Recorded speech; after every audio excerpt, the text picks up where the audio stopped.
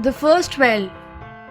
Once, there was a beautiful kingdom around a lake.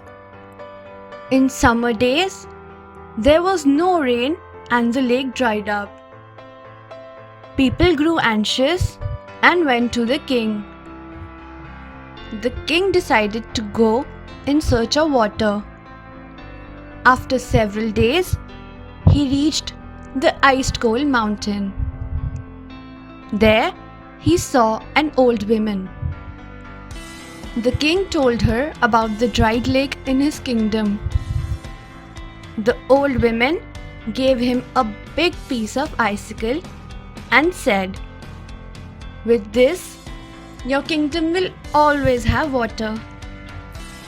The king took the icicle and rode off to his kingdom. By the time he reached his kingdom, the big icicle had become a small lump of ice. No one in the kingdom had ever seen the ice before. They called the ice water seed. The king ordered the farmers to dig a hole and plant the seed.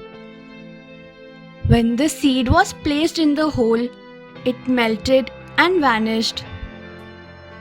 The farmers dug the hole deeper and deeper in search of the water seed all night. But the farmers couldn't find the water seed. Tired, they all fell asleep. Next morning, the king came and saw the farmers sleeping.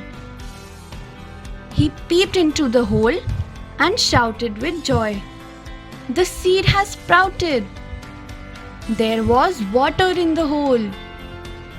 This is how the first well was created.